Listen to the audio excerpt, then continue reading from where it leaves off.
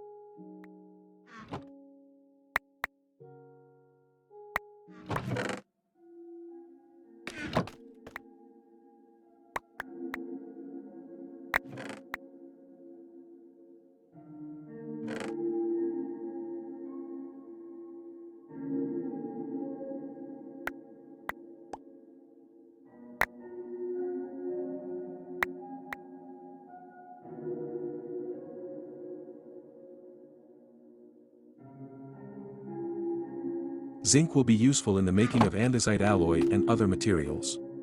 Tin is a useful material for making all sorts of advanced machinery. Copper is a key component in many machines, and has many alloys too. Copper unlocks, getting tinks done. Nickel has a couple of important alloys you'll need to get your hands on later. Aluminum is invaluable if you decide to get immersed in engineering for a bit. Aluminum unlocks, getting immersed. Silver is useful for making all sorts of stuff.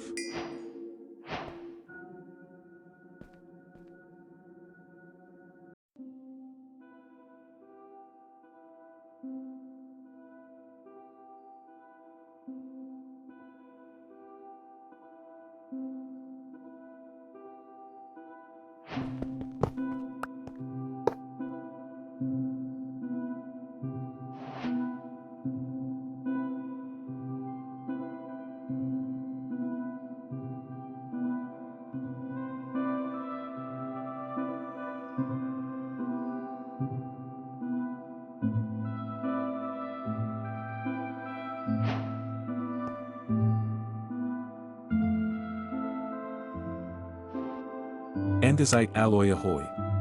Combining nuggets of zinc with andesite results in a unique and useful andesite alloy, which will open the gates to rediscovering the wonders of rotational force, and is the path to recovering the secrets of iron production. Andesite alloy unlocks, getting creative.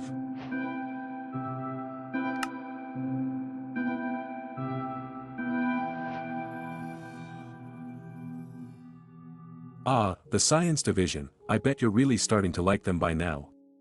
Anyway, now that you've got andesite alloy, they believe that they've got a creative method by which you can start producing iron. I'll be honest, it's not what I would have expected, but I think you should stick with it. After all, iron is such a useful and versatile material, you're definitely going to need to get a handle on it.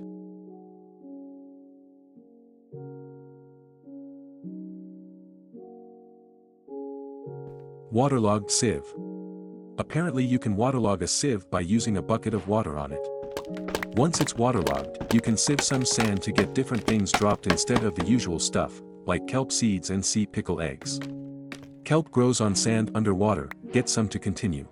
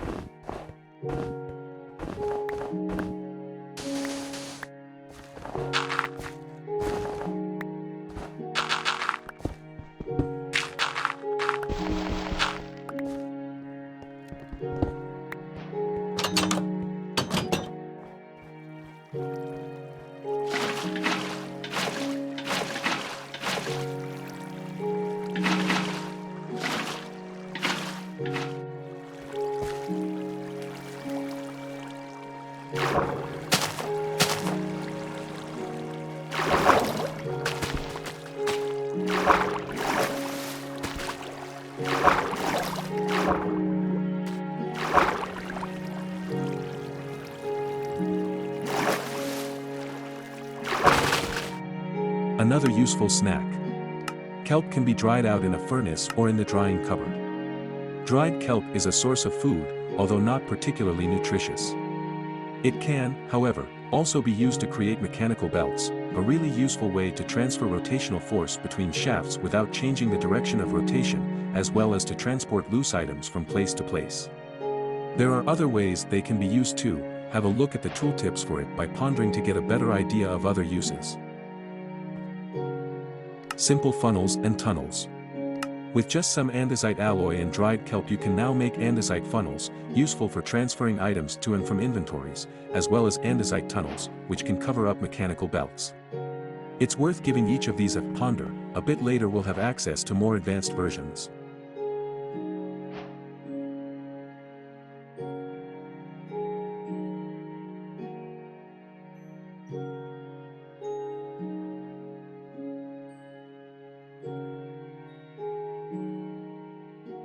Propeller head.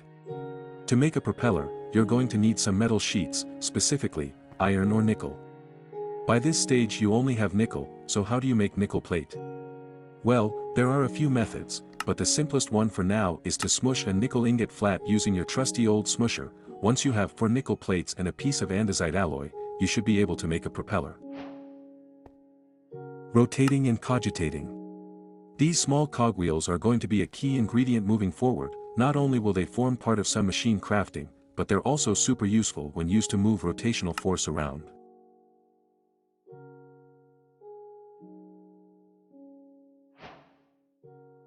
Wrenched.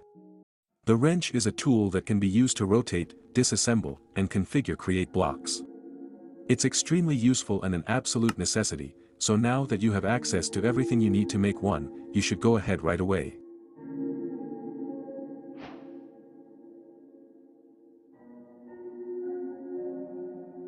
Stressless goggles. The engineer's goggles let you see information about rotation speed and stress.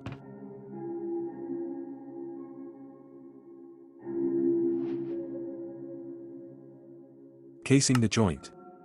Andesite casing can be used in the making of other things, but can also be used to make things like shafts look a bit better by using it on a plain shaft to turn it into an encased shaft. Shaft. If you're looking for a cheap and easy way to transfer rotational force, consider using a shaft. It is also used a lot in crafting other things.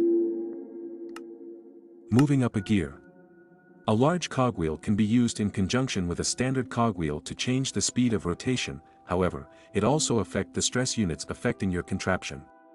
If you exceed the SU available, the contraption will stop working. In some cases, stepping down the speed will increase the available SU. When done the other way around, the speed of your contraption can increase, but the total SU that can be used will decrease. The turning of the wheel. If you're looking for a cheap form of continuous rotational force, our science division tells me that they have invented something called a water wheel. Once you've built one, all it needs is some flowing water to power it. You can even have some of them next to each other to provide more rotational stress units to power your contraptions. If you're able to get water flowing in the direction that the water wheel turns on more than one side, the SU provided will be increased. It's also important to be careful with your placement. You want the blades to catch the water in order to be pushed enough to provide the most power. Ye old crank. If you just want to test something, a hand crank can be a useful way of checking out your contraptions. Have a decent supply of food with you though, cranking by hand can be hard work. With a compass, 2 shafts and an andesite casing you should be able to cobble together a gadget that will measure the speed of rotation of a source of rotational power, the speedometer.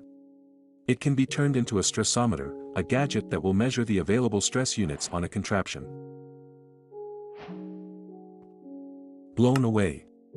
Now that you have an andesite casing, a cogwheel, a shaft and a propeller, you're able to make an encased fan. The encased fan has 2 main uses. It can be used as a source of rotational force by putting it above a heat source, like a magma block or a campfire, and powering it with a redstone signal, but it can also suck things towards it or blow things away from it depending on the direction of the rotational force it is supplied with. Turning the corner. The gearbox provides a way to turn a corner with your rotational force, as well as reverse the direction of the rotation. You can also convert a standard gearbox into a vertical gearbox simply with a little bit of tinkering on a crafting table.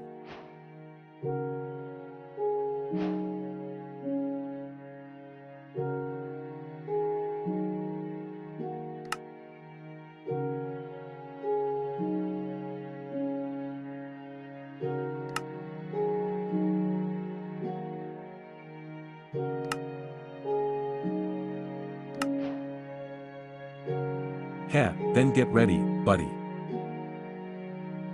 May the rotational force be with you. At this point you have everything you need to bulk wash gravel. Doing so will dissolve the gravel, with a small chance of leaving behind flint, an iron nugget, or nothing whatsoever. There are 2 routes forward, full automation, or a basic washing setup. The image above, and this description, explain the more creative fully automated version. You might want to put a singularity resource generator with a gravel quantum singularity feeding into a chest, then use an andesite funnel on the side of the chest to pull out the gravel and put it onto a very slow-moving mechanical belt, at the end of which you can have another chest with an andesite funnel so that items coming off the belt end up in that output chest. You'll then want to place a half slab at the start of the belt, leave a 1-block gap, and then have an encased fan that blows the length of the belt. White air particles will show you how far the fan is blowing. Use gears to speed it up if necessary. Use gearboxes and shafts to get power from your water wheel to both the encased fan and the mechanical belt. Essentially, you will want to time things so that all pieces of gravel placed onto the belt by the andesite funnel have enough time to be converted before reaching the funnel at the end of the belt.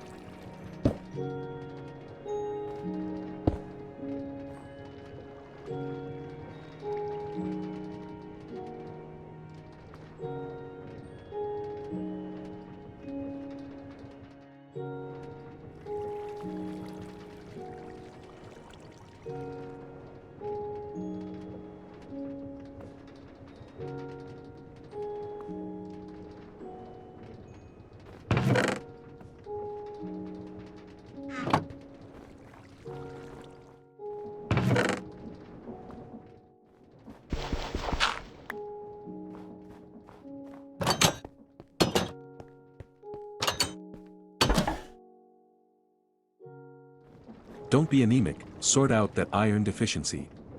Collect up a few iron nuggets from your contraption. We're about to see how to mass produce iron in a much more efficient manner.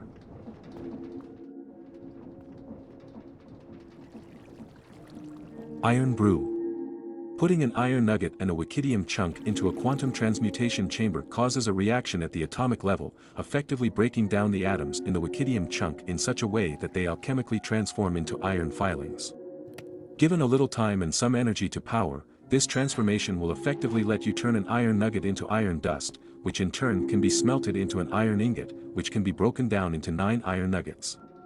Mass iron production is now in reach. Getting iron unlocks, getting immersed, getting mechanized, digging up the dirt, power to the person.